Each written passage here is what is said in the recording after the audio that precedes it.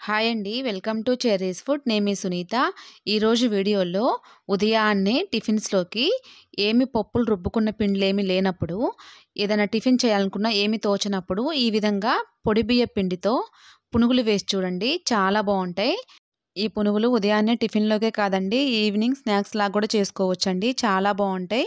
మీరు కూడా ఇలా ఒకసారి ట్రై చేసి చూడండి.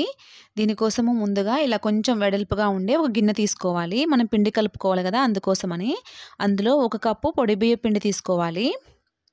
ఒక కప్పు పొడి బియ్యపు పిండికి హాఫ్ కప్పు గోధుమ పిండి తీసుకోవాలండి. నేను గోధుమ పిండి వేశాను. మీరు కావాలంటే గోధుమ పిండి బదులుగా మైదా పిండైనా వేసుకోవచ్చు.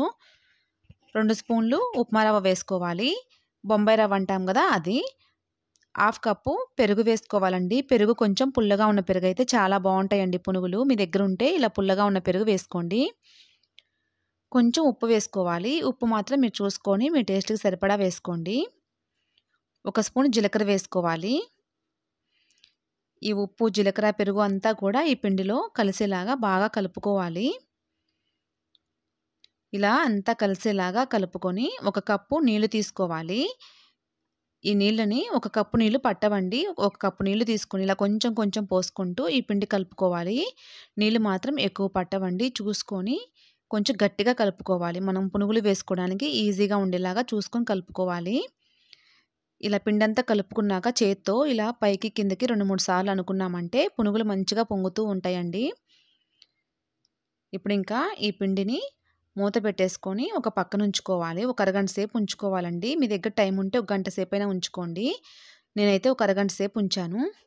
అరగంట తర్వాత మనకి పిండి చూడండి ఎంత మంచిగా ఇలా పొంగుతూ వచ్చిందో. మనం పెరుగు పుల్లగా ఉన్న పెరుగు తీసుకుంటే ఇలా మంచిగా ఉంటుందండి పిండి. ఇంకా వంట సోడా ఏమి వేసే పని కూడా ఏముండదు. ఇలా ఉన్న పిండంతా కూడా చేత్తో ఒకసారంతా మళ్ళీ బాగా కలిసేలాగా కలుపుకోవాలి. మీకు కొంచెం ఏదైనా పిండి లూజుగా అనిపించినట్టయితే ఒక స్పూను బియ్యపిండి గానీ, ఒక స్పూను గోధుమ పిండి గానీ ఏదో ఒకటి వేసుకొని కలుపుకోండి కొంచెం గట్టిగా ఉండేలాగా. ఇందులో ఒక ఉల్లిగడ్డ ఇలా సన్నగా తరిగి తీసుకోవాలి. 2 పచ్చిమిర్చి, చిన్న అల్లం ముక్క కూడా ఇలా సన్నగా తరిగి తీసుకోవాలి. కొంచెం సన్నగా తరిగి పెట్టుకున్న కొత్తిమీర, కరివేపాకు కూడా వేసుకొని ఇవన్నీ కూడా ఇందులో కలిసేలాగా కలుపుకోవాలి. ఇప్పుడు ఈ పిండిని ఇలా కలుపుకొని ఒక పక్కన ఉంచుకోవాలి.